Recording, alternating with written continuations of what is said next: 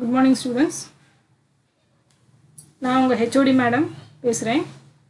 இப்போ நம்ம பார்க்க போகிற பேப்பர் வந்து மைக்ரோ கண்ட்ரோலர் பேப்பர். ரொம்ப நாளைக்கு கழித்து உங்கள் எல்லாத்தையும் நான் மீட் பண்ணுறதுல ரொம்ப சந்தோஷம். கிட்டத்தட்ட ஒரு 4 மாதம் இடைவெளி ஆயிடுச்சு.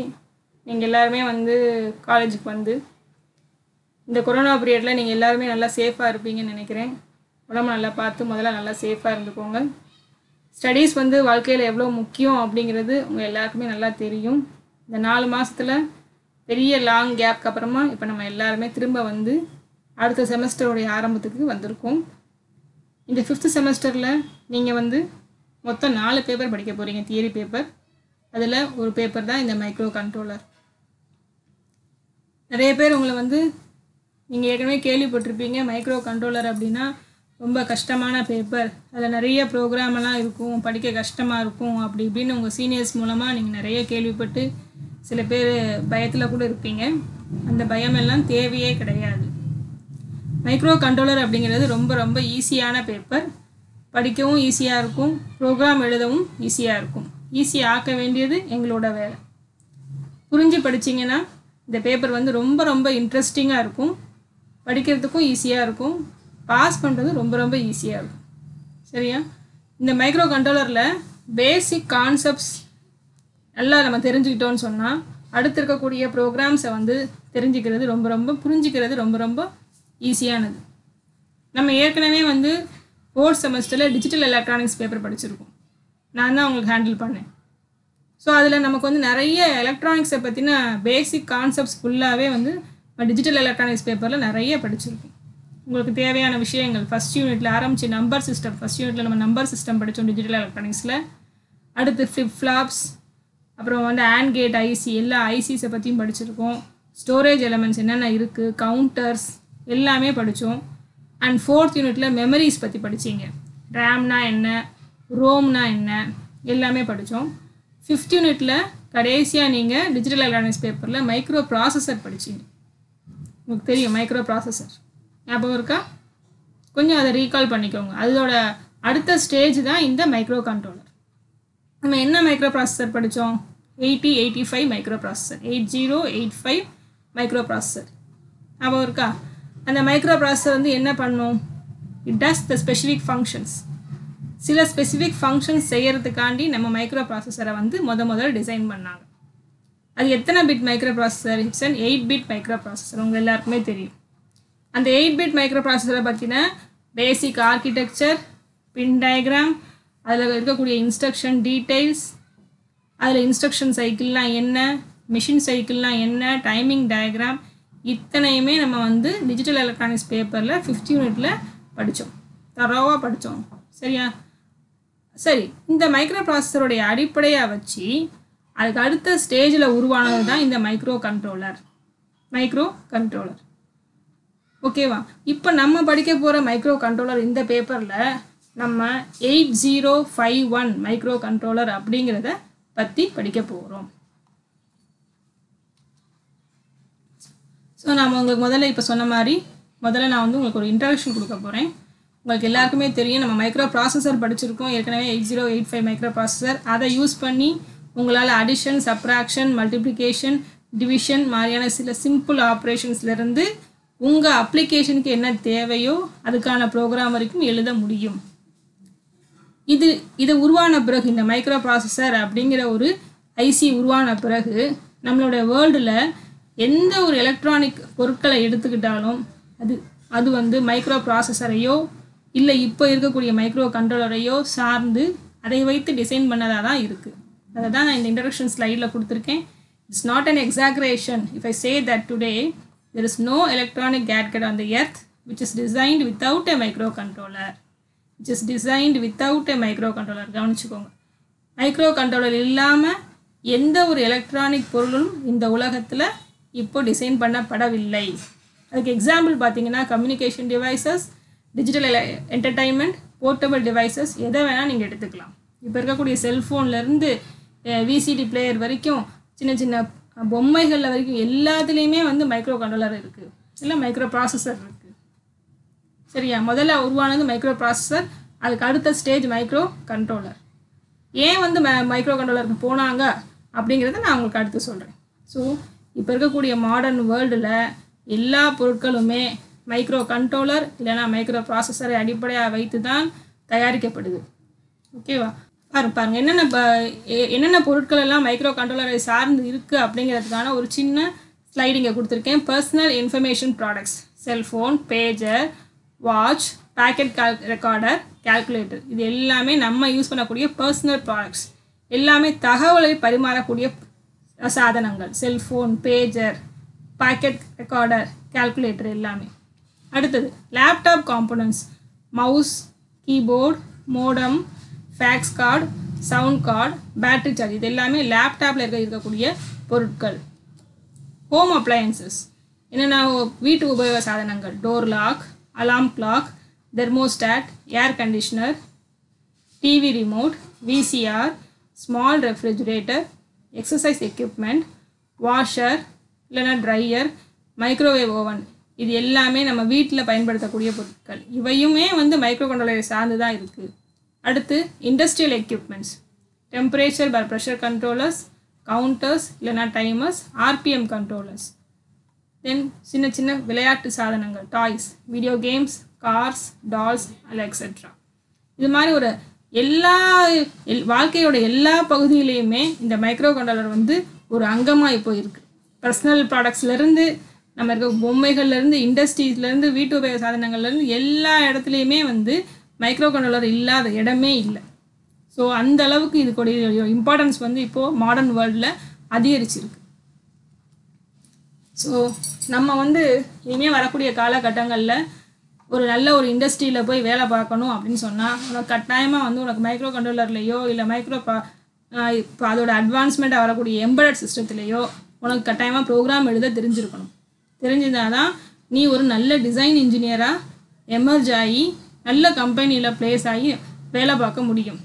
ஸோ நல்ல டிசைனராக நீ இருக்கணும்னு சொன்னால் நீ என்ன டைப் ஆஃப் கண்ட்ரோலர் யூஸ் பண்ணுற, அந்த கண்ட்ரோலருடைய ஆர்கிடெக்சர் என்ன, தட் இஸ் ஆர்கிடெக்சர்னால் என்னன்னு சொன்னால் அதோட கட்டமைப்பு என்ன, அதோட அட்வான்டேஜஸ் என்ன, அட்வான்டேஜஸ்னால் நன்மைகள், டிஸ்அட்வான்டேஜஸ்னால் தீமைகள், அது என்னென்னு தெரிஞ்சுக்கிட்டு நீ என்ன கண்ட்ரோலர் யூஸ் பண்ணுறியோ அதில் உனக்கு நல்ல விதமாக ப்ரோக்ராம் எழுதி ரிசல்ட் எக்ஸிக்யூட் பண்ண தெரியணும். நீ எழுதக்கூடிய ப்ரோக்ராமானது ப்ரொடக்ஷன் காஸ்ட்டை ரெடியூஸ் பண்ணத்தக்க வகையிலும் நம்பகத்தன்மை வாய்ந்ததாகவும் இருக்கணும். அப்போ தான் உன்னால் ஒரு குட் டிசைனராக ஜொலிக்க முடியும். சரியா? ஸோ மைக்ரோ கண்ட்ரோலர் அப்படிங்கிறது ப்ரோக்ராமை எழுதுறதுக்கு உனக்கு சொல்லித்தரக்கூடிய ஒரு நல்ல பேப்பர். இதை வந்து எல்லா பெரிய பெரிய இண்டஸ்ட்ரியிலையும் உங்களுக்கு வந்து இன்டர்வியூவில் கொஸ்டின் கேட்கும்போது இதை சார்ந்த கேள்விகள், இது சம்மந்தப்பட்ட கேள்விகள் இல்லாமல் இருக்கவே இருக்காது. ஸோ இந்த பேப்பருக்கு நீங்கள் நிறைய இம்பார்ட்டன்ஸ் கொடுத்து படிச்சிங்கன்னா இன்டர்வியூவில் வந்து பாஸ் பண்ணுறது ரொம்ப ரொம்ப ஈஸி. டிசைன் இன்ஜினியராக ஆகணும் அப்படிங்கிற உங்களுக்கு எய்ம் இருந்துச்சுன்னா இந்த பேப்பரை வந்து கட்டாயமாக நீங்கள் நல்லா படிக்கணும். ஓகேவா? இப்போது அடுத்தது நான் வந்து ஃபஸ்ட்டு இப்போ மைக்ரோ ப்ராசஸருக்கும் மைக்ரோ கண்ட்ரோலருக்கும் என்ன வித்தியாசம் அப்படிங்கிறத பார்க்க போகிறோம். சரியா? நம்ம ஏற்கனவே மைக்ரோ ப்ராசஸர் பார்த்துருக்கோம். மைக்ரோ ப்ராசஸர் என்னன்னு சொல்லிடுறேன். Micro processor is a programmable clock driven register based electronic device that reads instruction from a storage device, takes the data from the input unit and process the data according to the instructions and provides the result to the output unit. பாருங்க, micro இங்கிலீஷில் இருக்கணுன்னே மலைக்க வேண்டாம், நான் இதுக்கு உங்களுக்கு அர்த்தம் சொல்கிறேன். Microprocessor is a programmable, ப்ரோக்ராம் செய்ய தகுந்த, கிளாக் ட்ரிவன், கிளாக்னா அதில் வந்து ஒரு கிளாக் இருக்குது, ஆசிலேட்டர் கிளாக் இருக்கும் இல்லையா, அதுதான் கிளாக் ட்ரிவன்னு சொல்கிறாங்க. ரிஜிஸ்டர் பேஸ்ட், ரிஜிஸ்டரை அடிப்படையாக கொண்ட. கொஞ்சம் ஞாபகப்படுத்தி பாருங்கள், ரிஜிஸ்டர்ஸ் என்னென்ன ரிஜிஸ்டர்ஸ்லாம் நம்ம மைக்ரோ ப்ராசஸரில் படித்தோம் ஞாபகப்படுத்தி பாருங்கள் அந்த டயக்ராமை. ஏ ரிஜிஸ்டர், பி ரிஜிஸ்டர் ஞாபகம் இருக்கா? ஏனா அக்யூமுலேட்டர், பி ரிஜிஸ்டர்னா டெம்பரரி ரிஜிஸ்டர். இந்த பக்கம் சைடில் நம்ம டயக்ராம் BCDEHLன்னு ஒரு 6 ரிஜிஸ்டர் போட்டிருப்போம். ஸோ நிறைய ரிஜிஸ்டர்ஸ் இருக்குது மைக்ரோ ப்ராசஸரில். ரிஜிஸ்டரை அடிப்படையாக கொண்ட, அதான் ரிஜிஸ்டர் பேஸ்ட் அப்படின்னு கொடுத்துருக்காங்க. பிஇயில் படித்த மைக்ரோ ப்ராசஸரோட டயக்ராமை கொஞ்சம் நீங்கள் ஞாபகப்படுத்தி பாருங்கள். அதில் நம்ம அக்யூமுலேட்டர்னு ஒன்று படித்தோம், அதுக்கு பேர் தான் ஏ ரிஜிஸ்டர். பி ரிஜிஸ்டர் படிச்சிருக்கோம், டெம்பரரி ரிஜிஸ்டர். அடுத்து BCDEHL ரிஜிஸ்டர்னு ஒரு 6 ரிஜிஸ்டர்ஸ் படிச்சிருக்கோம். ஓகேவா? இதுதான் இங்கே ரிஜிஸ்டர் பேஸ்ட் அப்படிங்கிற அந்த வார்த்தை மூலமாக கொடுத்துருக்காங்க.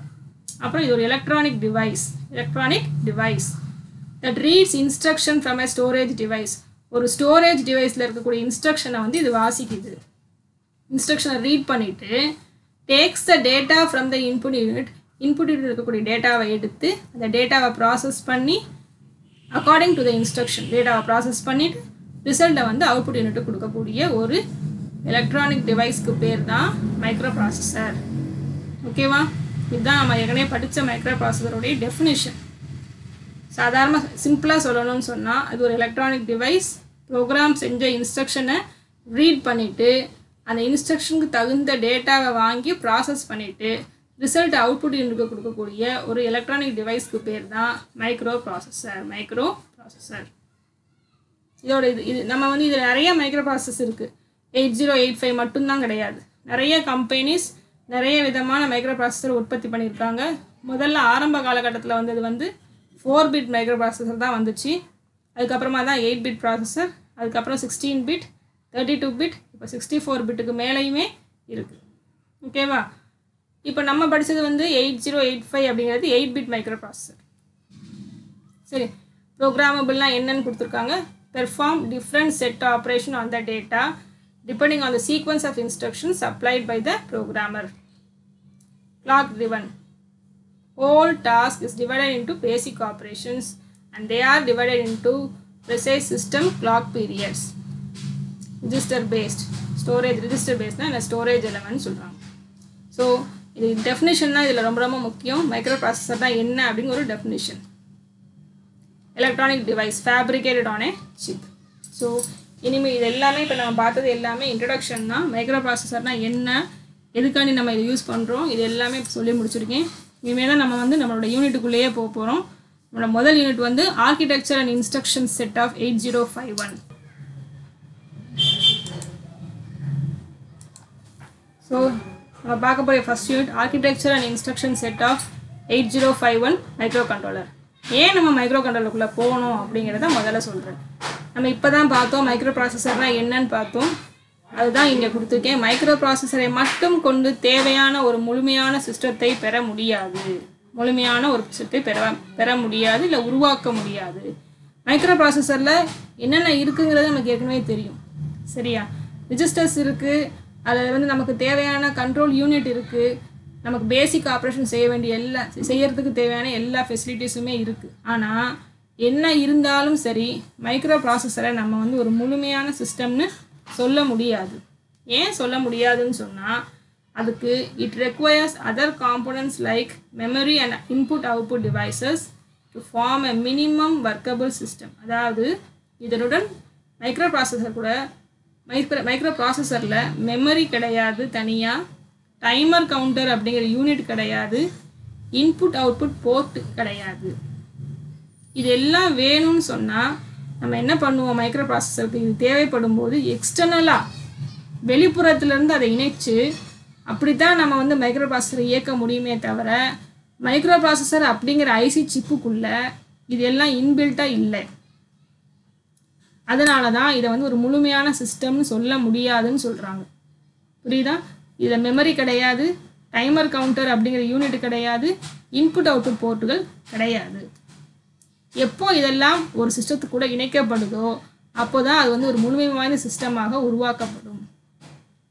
அதனால தான் நம்ம மைக்ரோ ப்ராசஸரை வந்து ஒரு முழுமையான சிஸ்டம்னு சொல்ல முடியாது.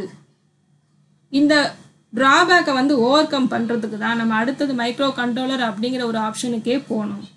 மைக்ரோ கண்ட்ரோலரில் பார்த்தீங்கன்னா அடுத்த ஸ்லைடை பாருங்கள், உங்களுக்கு தெரியும். மைக்ரோ கண்ட்ரோலர் இன்டெல் கார்பரேஷன் அப்படிங்கிற ஒரு நிறுவனம் இந்த மைக்ரோ ப்ராசஸரோட இந்த டிஸ்அட்வான்டேஜ் ஓவர் கம் பண்ணுறதுக்காண்டி என்ன பண்ணாங்கன்னா மைக்ரோ ப்ராசஸர் கூட அதே ஐசியிலேயே input output ports, minimum memory, programmable timer எல்லாத்தையும் ஒன்றாக இணைத்து ஒரு சிங்கிள் பேக்கேஜ் ஐசியாக உருவாக்குனாங்க. அந்த ஐசிக்கு பேர் தான் மைக்ரோ கண்ட்ரோலர். கொடுத்துருக்கேன் பாருங்கள். இன்டெல் கார்பரேஷன் ஆனது மைக்ரோ ப்ராசஸருடன் ஐஓ போர்ட்டுகள், மெமரி, ப்ரோக்ராம் செய்ய தகுந்த டைமர் மற்றும் கவுண்டர் ஆகியவற்றினை ஒன்றாக இணைத்து ஒரு தனி ஐசி சிப்பை உருவாக்கி உள்ளது. அப்போ மைக்ரோ ப்ராசஸர் கூட input output ports, memory, timer counter இது எல்லாத்தையும் ஒன்றாக இணைத்து ஒரே ஐசியில் உருவாக்கப்பட்ட ஒரு சாதனத்துக்கு பேர் தான் என்னன்னு சொன்னால் மைக்ரோ கண்ட்ரோலர். மைக்ரோ ப்ராசஸரில் இது எல்லாம் கிடையாது, மைக்ரோ கண்ட்ரோலரில் இது எல்லாம் உண்டு. இதுதான் வித்தியாசம். ஒரு தனி ஐசி சிப்லேயே எல்லா ஃபெசிலிட்டிஸும் நிறைந்ததுக்கு பேர் தான் என்னென்னா மைக்ரோ கண்ட்ரோலர். ஸோ பாருங்கள், this self sufficient device is call micro controller. அதாவது செல்ஃப் சஃபிஷியன்ட் அப்படின்னா என்னென்னா எல்லாமே ஒருங்கிணைந்தது, எல்லா வசதிகளையும் கொண்டது, எல்லா வசதிகளையும் தன்னகத்தே கொண்ட ஒரு தனி ஐசி சிப்புக்கு பேர் தான் என்னதுப்பா மைக்ரோ கண்ட்ரோலர். மைக்ரோ ப்ராசஸரில் இது எல்லாம் கிடையாது. தேவையான பொழுது மட்டும் எக்ஸ்டர்னலாக இணைச்சி யூஸ் பண்ணிப்பாங்க. ஆனால் மைக்ரோ கண்ட்ரோலரில் எல்லாமே இன்பில்ட்டாக இருக்குது. சரியா? That is call a micro controller. அப்போது நீங்கள் மைக்ரோ கண்ட்ரோலரை எப்படி டிஃபைன் பண்ணுவீங்க? நம்ம ஏற்கனவே மைக்ரோ ப்ராசஸருக்கு ஒரு டெஃபினிஷன் பார்த்தோம். என்ன டெஃபினிஷன் பார்த்தீங்க? அது வந்து ஒரு ப்ரோக்ராம் பண்ண தகுந்த clock driven register based electronic device அப்படின்னு ஒரு டெஃபினிஷன் பார்த்தோம் இல்லையா? அதே மாதிரி மைக்ரோ கண்ட்ரோலர்னால் what is a microcontroller அப்படிங்கிற கொஷின் உங்களுக்கு வந்து 2 மார்க் கொஷினில் நிறைய தடவை கேட்டிருக்காங்க. சரியா? கட்டாயமாக கேட்பாங்க. மெயினான ஒரு கொஷின், ரொம்ப இம்பார்ட்டண்டான ஒரு கொஷின். எப்படி நம்ம டிஃபைன் பண்ணுறது? மைக்ரோ கண்ட்ரோலர்னால் என்ன? It's a digital IC fabricated by using VLSI technology. சரியா? VLSIனா என்னது? VLSI அப்படிங்கிறது இப்போ எமர்ஜ் ஆகிட்டு அதாவது இப்போது இருக்கக்கூடிய நவீன காலகட்டத்தில் மிக மிக பாப்புலராக இருக்கக்கூடிய ஒரு நவீன தொழில்நுட்பம். VLSIனா என்னென்னா very large scale integration technology. இது வந்து நம்ம எலக்ட்ரானிக் ஸ்டூடெண்ட்ஸ் வந்து இதை வந்து ஒரு சப்ஜெக்டாகவே படிக்கிறாங்க. உங்களுக்கு அது இல்லை, நேமை தெரிஞ்சுக்கோங்க. VLSIனா என்ன அப்படிங்கிறத தெரிஞ்சுக்கோங்க. சரியா? மைக்ரோ கண்ட்ரோலர் இஸ் டிஜிட்டல் ஐசினா என்னப்பா? ஐசி உங்களுக்கு ஏற்கனவே தெரியும் இல்லைப்பா, படிச்சிருக்கீங்களப்பா. நம்ம டிஜிட்டல் எலக்ட்ரானிக்ஸில் எல்லா ஐசியுமே படிச்சிருக்கீங்க நீங்கள். AND gate IC, OR gate IC, NOT gate எல்லாம், எக்ஸ்ஆர் எல்லாமே படிச்சிருக்கீங்கல்ல. ஐசினா இன்டகிரேட்டட் சர்க்கியூட். ஐசினா என்னதுப்பா? Integrated circuit. சரியா? இப்போ மைக்ரோ கண்ட்ரோலர்னால் என்னென்னா ஒரு டிஜிட்டல் ஐசி தான். எதை யூஸ் பண்ணி உருவாக்கியிருக்காங்கன்னா VLSI தொழில்நுட்பத்தை பயன்படுத்தி உருவாக்கியிருக்காங்க. ஸோ எப்படி சொல்லணும்? மைக்ரோ கண்ட்ரோலர் ஆனது VLSI தொழில்நுட்பத்தினால் உருவாக்கப்பட்ட ஒரு டிஜிட்டல் ஐசி சிப் ஆகும். இப்படி எழுதினாலே போதும். VLSI தொழில்நுட்பத்தினால் உருவாக்கப்பட்ட ஒரு டிஜிட்டல் ஐசி சிப் ஆகும் எழுதணும். சரியா? இதில் என்னென்னலாம் இருக்குது அப்படின்னா, மைக்ரோ ப்ராசஸர் இல்லாத விஷயங்கள் இதில் என்னென்னலாம் இருக்குது? It contains serial and parallel IO ports. இதில் வந்து சீரியல் போர்ட், ஐஓனா இன்புட் அவுட்புட். ஐஓனா என்னதுப்பா? Input output. சீரியல் போர்ட் இருக்குது, பேரலல் போர்ட். போர்ட்ஸ்னால் என்ன அப்படின்னா தகவலை பரிமாறக்கூடிய ஒரு வழி, தகவலை பரிமாறுவதற்கான ஒரு வழி. அதுக்கு பேர் தான் என்னது? போர்ட்ஸ். சீரியலாகவும் தகவல் பரிமாற்றம் நடக்கலாம், பேரலல் முறையிலும் தகவல் பரிமாற்றம் நடக்கலாம். இன்புட்டாகவும் இருக்கலாம், அவுட்புட்டாகவும் இருக்கலாம். சரியா? அடுத்து RAM and ROM types of memory. RAM உங்களுக்கு தெரியும். ரேம்னா என்னது? Random access memory. ரோம்னா என்னது? Read only memory. ஸோ இந்த 2 டைப் ஆஃப் மெமரியுமே இதில் இருக்குது. அடுத்து டைமர் கவுண்டர்ஸ் இருக்குது. அது பேரை வந்து டைமர்னு சொல்லலாம், கவுண்டர்னு சொல்லலாம். இது என்னென்னா ரிஜிஸ்டர்ஸ் தான். இது என்னதுப்பா? ரிஜிஸ்டர்ஸ் தான். ஸோ டைமராக பயன்படுத்தும் பொழுது அதுக்கு பேர் டைமர். அதே ரிஜிஸ்டரை நம்ம என்ன பண்ணலாம்? கவுண்டராகவும் பயன்படுத்திக்கலாம். ஸோ அதனால தான் டைமர் பார் கவுண்டர்ஸ்னு போட்டிருக்கோம். தென் அடுத்தது இன்டரப்ட் கண்ட்ரோல்ஸ். இன்டரப்ட் அப்படிங்கிற வார்த்தைக்கு நான் உங்களுக்கு நிறைய தடவை விளக்கம் கொடுத்துருக்கேன். இன்டரப்ட் நமக்கு வந்து மைக்ரோ ப்ராசஸர்லேயும் இன்டரப்ட் இருக்குது, இதுலேயும் இன்டரப்ட் கண்ட்ரோல்ஸ் இருக்குது. ஓகேவா?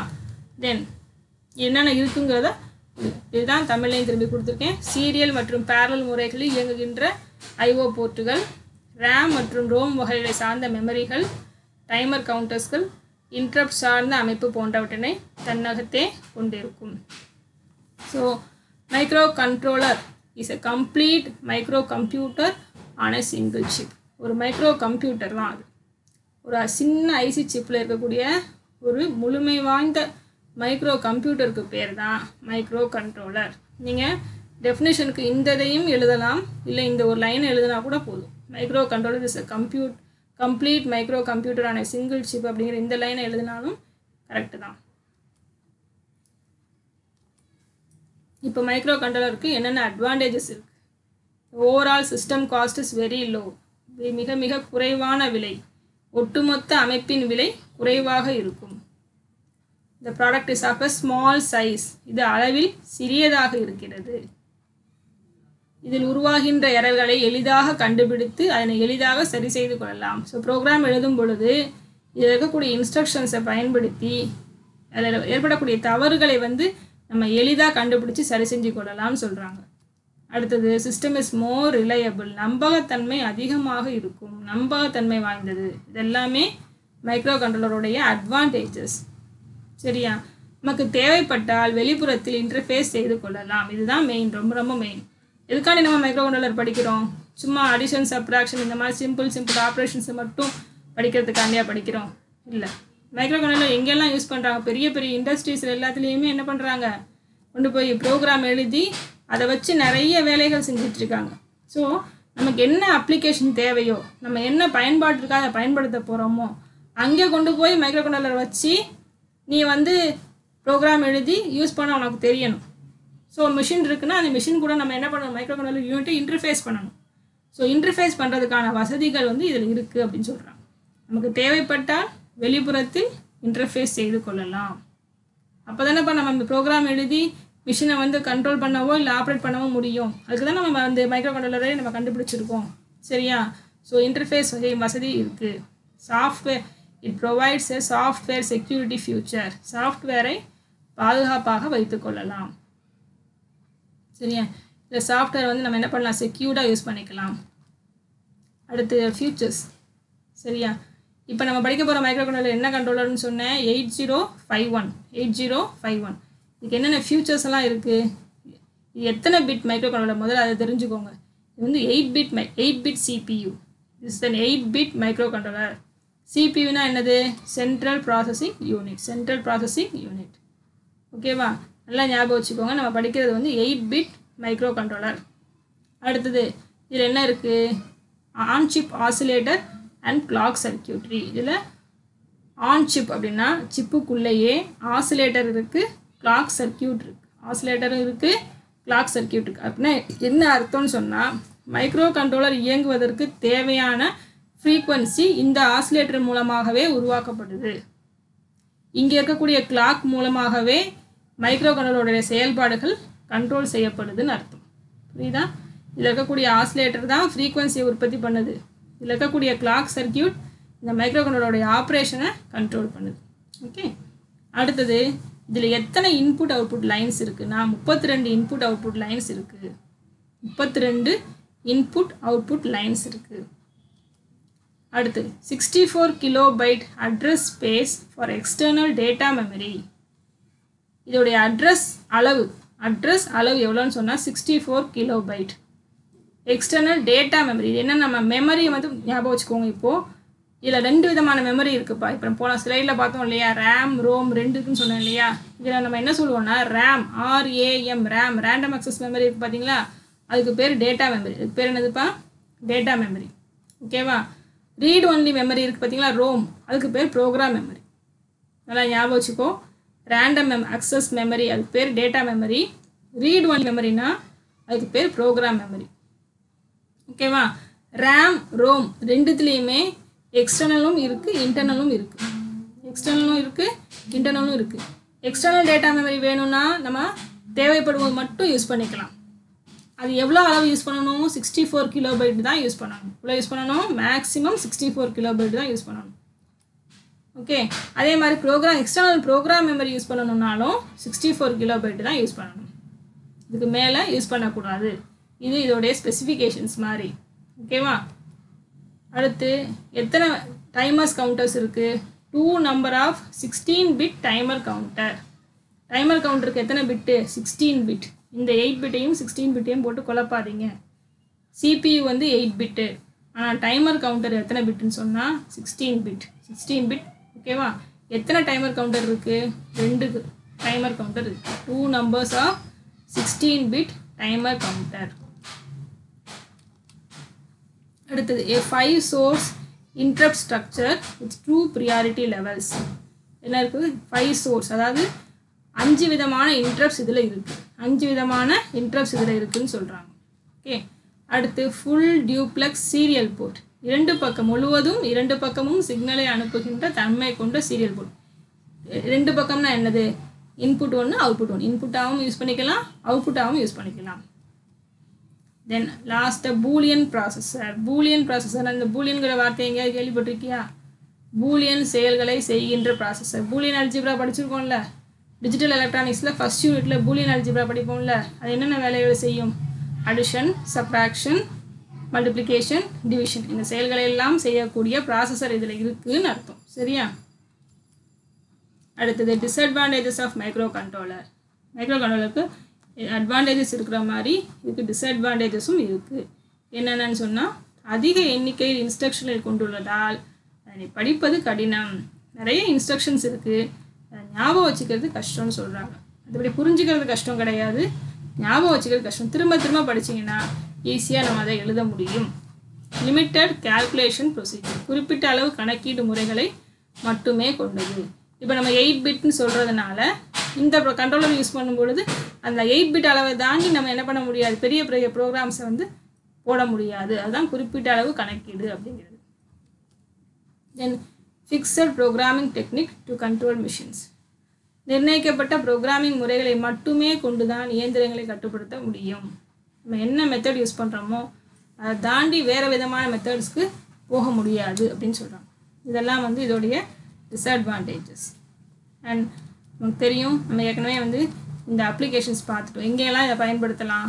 சிறிய வர்த்தக அமைப்பு, ஸ்மால் பிஸ்னஸ் சிஸ்டத்தில் யூஸ் பண்ணி நம்ம சின்ன சின்ன ப்ரோக்ராம்ஸ் எழுதி நம்மளுடைய வேலைகளை எளிதாக செய்யலாம். தென் ஆஃபீஸ் ஆட்டோமேஷன், அலுவலகத்தில் பயன்படுத்தலாம். என்டர்டைன்மெண்ட், பொழுதுபோக்குக்கு பயன்படுத்தலாம். டிராஃபிக் கண்ட்ரோல், போக்குவரத்து கட்டுப்பாடு. போக்குவரத்து கட்டுப்பாடு எங்கே யூஸ் பண்ணுவாங்க? பெரிய பெரிய சிக்னல்ஸ்லாம் பார்த்தீங்கன்னா red light, green light, yellow எல்லாம் எரியத்துக்கு வச்சுருப்பாங்களே டிராஃபிக்கை கண்ட்ரோல் பண்ணுறதுக்கு. அங்கே வந்து பார்த்திங்கன்னா நம்ம மைக்ரோ கண்ட்ரோலர் யூஸ் பண்ணி தான் ப்ரோக்ராம் எழுதியிருப்பாங்க. கொஞ்சம் நேரத்துக்கு ரெட் லைட் எரியணும், கொஞ்சம் நேரத்துக்கு எல்லோ லைட் எரியணும், கொஞ்சம் நேரத்துக்கு க்ரீன் லைட் எரியணும் அப்படிங்கிற மாதிரி நம்ம என்ன பண்ணலாம், இதில் ப்ரோக்ராம் பண்ணலாம். தென் தொலைக்காட்சி பெட்டி மற்றும் விசிஆர். தொலைக்காட்சி பெட்டி மற்றும் விசிஆர், கிளாக் ரேடியோஸ், டெலிஃபோன்ஸ், இத்தனையுமே நம்ம என்ன பண்ணலாம்னா பயன்படுத்தலாம். வாஷிங் மிஷின், நம்ம வீட்டில் பயன்படுத்தக்கூடிய வாஷிங் மிஷின், இதில் கூட பார்த்திங்கன்னா நம்மளுடைய மைக்ரோ கண்ட்ரோலர் பயன்பாடு இருக்குது. எல்லாமே யூஸ் பண்ணுறீங்களே வீட்டில் washing machines. Fully automatic, semi automatic எல்லாமே இருக்கு இல்லையா? ஃபுல்லி ஆட்டோமேட்டிக்கில் இவ்வளோ நேரம் நம்ம செட் பண்ணி வச்சுருவோம். வாஷ் பண்ணுறது இவ்வளோ நேரம் வாஷ் பண்ணணும், ஸ்பின் பண்ணுறது இவ்வளோ நேரம் இருக்கணும், ரின்சிங் இவ்வளோ நேரம் இருக்கணும்னு ஃபிக்ஸ் பண்ணி வச்சிட்டோம்னா கரெக்டாக அந்த அளவுக்கு ஓடிட்டு நின்றுடுது பார்த்தீங்களா? அது எல்லாமே ஆட்டோமேட்டிக்காக இன்பில்ட்டாக இருக்கக்கூடிய மைக்ரோ கண்ட்ரோலர் ப்ரோக்ராம் மூலமாக தான் நடைபெறுது. தென் ஜெராக்ஸ் காப்பியர், எலக்ட்ரானிக் டாய்ஸ், பொம்மைகள் எல்லாத்துலேயுமே மைக்ரோ கண்ட்ரோலரோட பயன்பாடுகள் இருக்குது. மைக்ரோவேவ் ஓவன்ஸ், ஆட்டோமொபைல்ஸ், ஸோ இது எல்லாமே வந்து மைக்ரோ கண்ட்ரோலருடைய பயன்பாடு. சரியா? இப்போ நம்ம ஆரம்பத்துலேருந்து பார்த்துட்டு இருக்கிறது மைக்ரோ ப்ராசஸர், மைக்ரோ கண்ட்ரோலர். இதை பேஸ் பண்ணி தான் நம்ம ஆரம்பத்துலேருந்து இன்ட்ரடக்ஷன் கொடுத்துட்ருக்கேன். இப்போ நம்ம அடுத்து ரெண்டுத்துக்கும் முறைய கம்பேரிஷன். மைக்ரோ ப்ராசஸர்னால் என்ன, மைக்ரோ கண்ட்ரோலர் என்ன? Micro processors called computer on a chip, ஒரு கம்ப்யூட்டரை போன்றது. ஆனால் மைக்ரோ கண்ட்ரோலர் வந்து it's called true computer on a chip. True computer on a chip, இதுதான் வந்து உண்மையான கம்ப்யூட்டர். ஏன் அப்படி சொல்கிறாங்கன்னு சொன்னால், இதில் தான் வந்து நமக்கு ஃபுல்லாக தேவையான சாதனங்கள் எல்லாமே ஒருங்கிணைத்து இருக்குது. இதில் நமக்கு என்னென்னலாம் இல்லை, டைமர்ஸ் கவுண்டர்ஸ் இல்லை, நமக்கு போர்ட்ஸ் இல்லை, சரியா? அப்புறம் மெமரி இல்லை. மெயினாக என்ன இல்லை, மெமரி இல்லை. ஆனால் இதில் எல்லாமே இருக்குது. மெமரி இருக்குது, இன்புட் அவுட்புட் போர்ட்ஸ் இருக்குது, தென் டைமர்ஸ் கவுண்டர்ஸ் ஃபெசிலிட்டிஸ் எல்லாமே இருக்குது. So this is called a true computer on a chip. மைக்ரோ ப்ராசஸருக்கு பேர் general purpose digital computer. General purpose digital computer. ஆனால் microcontroller special purpose computer. Special purpose computer. It contains CPU, registers, memory addressing circuits, interrupt handling circuits, etc. ஆனால் இதில் contains CPU கூட என்னென்ன இருக்குது, timers, counters, serial and parallel IO ports, internal RAM, ROM, etc. Has many operation codes for moving data from external memory to the CPU. many operation codes இருக்குது, data வந்து external மெமரியிலேருந்து சிபியூக்கு move பண்ணுறதுக்கு. ஆனால் இதில் has 1 or 2 operation codes for moving data from external memory to the CPU. ஈஸியாக 1 or 2 operation கோட்ஸ்னால் என்னது, அதில் இருக்கக்கூடிய programming instructions தான் அதெல்லாமே. ஓகேவா. Then has 1 or 2 bit handling instructions, has many bit handling instructions. பிட்டாக ஹேண்டில் பண்ணுறதுக்கான நிறைய இன்ஸ்ட்ரக்ஷன்ஸ் இதில் இருக்குது. Needs additional external parts to function as a computer. வெளியிலேருந்து கம்ப்யூட்டராக வேலை செய்ய வைக்கணும்னு சொன்னால் வெளியிலேருந்து நம்ம பாகங்களை இணைக்கணும். ஆனால் இதில் அப்படி கிடையாது. does not need additional external parts to function as a computer. இதுக்கு எக்ஸாம்பிள் வந்து 805056 Z0 எக்ஸெட்ரா. ஆனால் இதில் எக்ஸாம்பிள் 051, that is 8051 04 8052 எக்ஸெட்ரா. ஓகேவா.